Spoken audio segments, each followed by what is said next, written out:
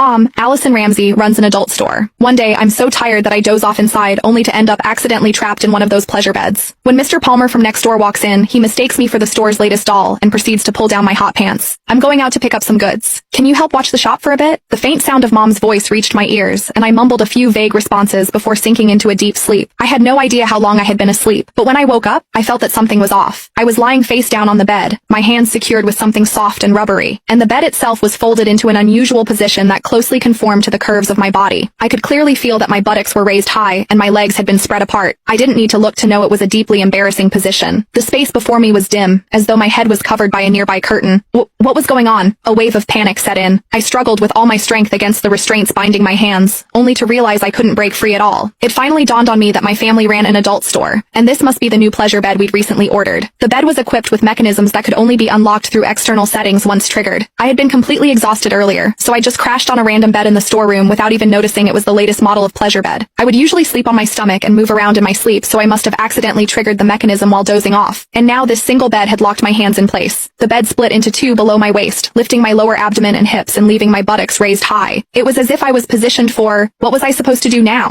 I shouted a couple of times, but there was no response. It only then struck me that before I fell asleep, Mom mentioned she was going out to pick up some goods and asked me to watch the shop. Hey Allison. Just then, I suddenly heard the voice of Mr. Palmer, a customer, coming from the doorway, and it was getting closer. Oh no. Mom did say Mr. Palmer would come by later to settle the bill. Panic surged through me. I struggled desperately, only to find that while the restraints looked soft, there was no way to break free. Where's everyone? I thought I told them I'd come by to settle the bill today. Mr. Palmer's voice drew closer and closer until it sounded just a few steps away. Frozen in this embarrassing position, I felt my face flush crimson, and in my panic, I froze completely, not daring to move a muscle. Is this a new doll that just arrived? Mr. Palmer's words sent my heart leaping into my throat. The next second, I felt a pair of warm, dry hands land on my thigh. They then slowly slid upward until they were inside my hot pants. The weather was sweltering, and when sleeping at home, I naturally dressed lightly. Thus, my hot pants were barely long enough to cover my buttocks. The texture feels pretty good. It's quite realistic and even warm, Mr. Palmer remarked as he fondled me. The bizarre sensation made me clench my teeth, too afraid to make a sound. If anyone were to discover I was being mistaken for a doll, it would be over for me. But then, to my horror, I felt those hands beginning to tug at the waistband of my hot pants. Hot pants were naturally very short, and for comfort while sleeping, I hadn't even fastened the waistband. In fact, they could practically be slipped off with just a gentle tug. I didn't expect it to feel so real. This new batch of dolls really is something else, Mr. Palmer said excitedly. He seemed to be leaning right over me from behind, and I could distinctly feel the warmth of his breath as he exhaled and spoke. My heart raced with a mix of panic and anger, yet I didn't dare move a muscle. I was terrified of the embarrassment that would follow if I were discovered. What should I do? What on earth could I do? Mr. Palmer had already pulled down my hot pants, leaving only my thin underwear underneath. It even has panties? And with a lace trim too. Mr. Palmer's voice grew increasingly excited.